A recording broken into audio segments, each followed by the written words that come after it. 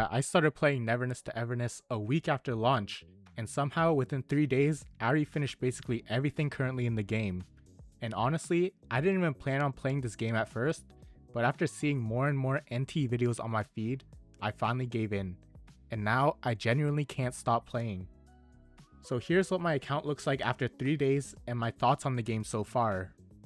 Right now I'm Hunter level 30 and my Tycoon level is 19. I haven't used a single stamina refresh with premium currency, and I did reroll once. On my second account, I got lucky with a early Nanali and a Daffodil on the standard banner, so I decided to keep the account. On the standard banner, I got kind of unlucky because I got a Daffodil dupe on Pity, so now I'm waiting for the maintenance pulls before I make my decision with my 2 selectors.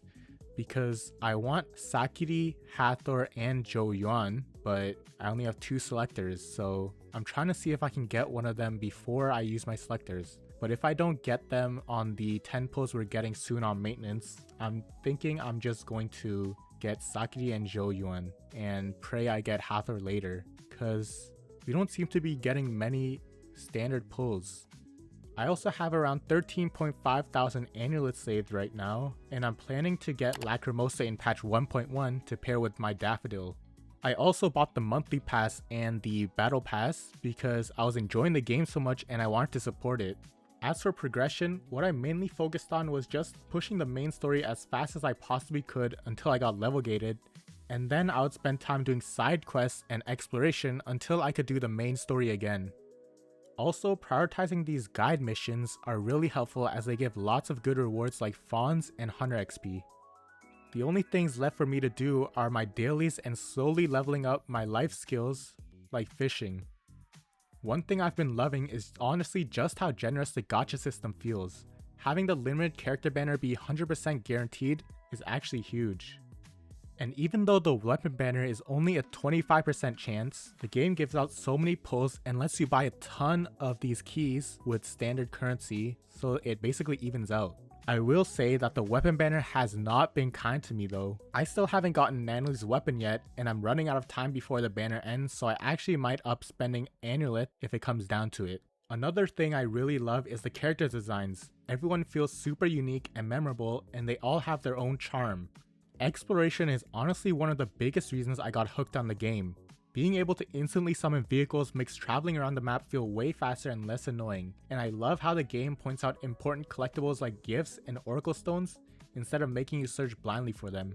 The tracker you get and the witch pointing out one oracle you left out every day also makes hunting down the oracles way easier, which saved me so much time. But even though I'm loving the game, there are definitely some things that I hope they improve in the future. First is the Pink Paws heist. I understand it's supposed to be more of a weekly activity where you slowly work towards the cap over time, but honestly, it already feels repetitive.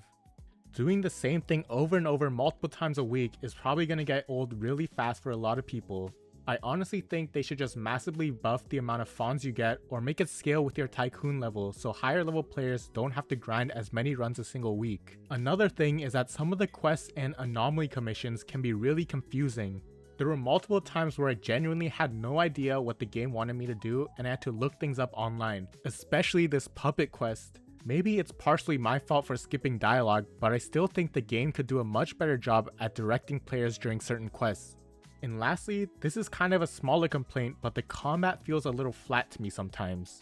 Even when parrying attacks, it doesn't really feel as satisfying or impactful compared to games like Wuthering Waves or Zenless Zone Zero. It's hard to fully explain why, but something about the combat feedback just feels slightly off to me. Let me know if any of you guys feel the same way or if I'm just crazy.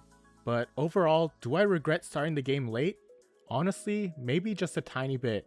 Sometimes I think about how much further my account could have been if I started on launch day, but realistically, that gap is eventually going to become meaningless over time anyways, so it's not really a big deal.